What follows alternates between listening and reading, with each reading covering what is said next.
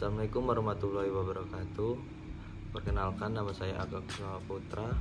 Saya dari Prodi Pendidikan Jasmani, NPM A1H0210005.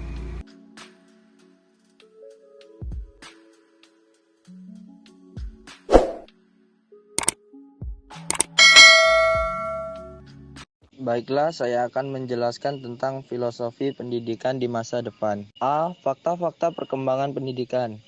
Yang pertama, postmodernisasi pendidikan, reaksi atas konsep-konsep sebelumnya. Ini biasanya diwadahi dengan istilah konsep postmoder. Kata post berarti setelah, sedangkan moder artinya setelah. Kata moder itu sendiri mengacau pada keadaan setelah pencerahan. Jadi urutannya dalam waktu linear.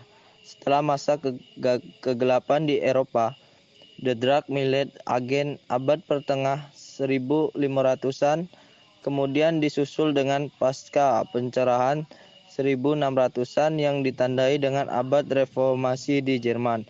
Masa-masa perubahan itu kemudian menandai adanya gerbang masa modern uang pada abad ke-17 dan dikukuhkan dengan adanya revolusi Pancasila 1789 setelah masa modern.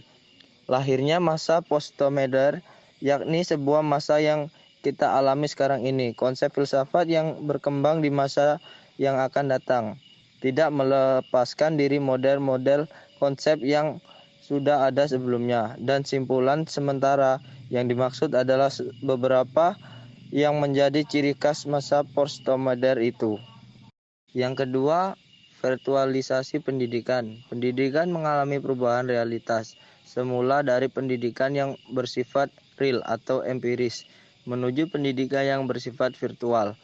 Perkembangan teknologi memaksa penyelenggaraan pendidikan yang tidak hanya dilakukan di kelas, tetapi juga di luar kelas.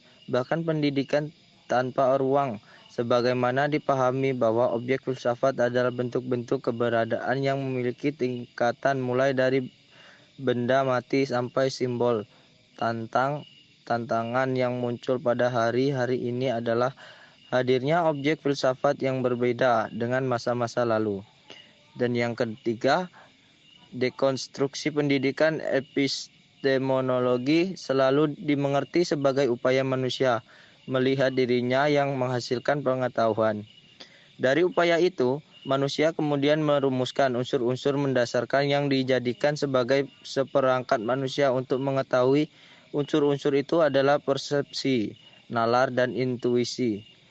Pembangunan struktur pengetahuan yang didasarkan pada kaidah-kaidah nalar terbukti telah jatuh pada pemikiran yang bersifat saintisme.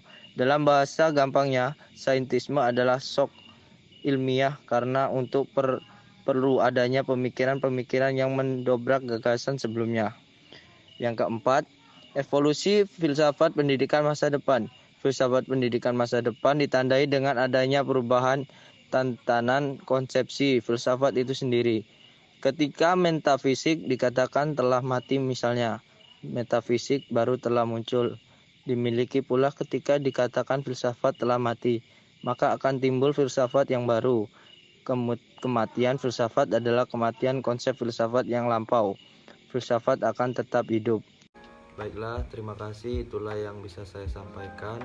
Semoga bermanfaat. Wassalamualaikum warahmatullahi wabarakatuh.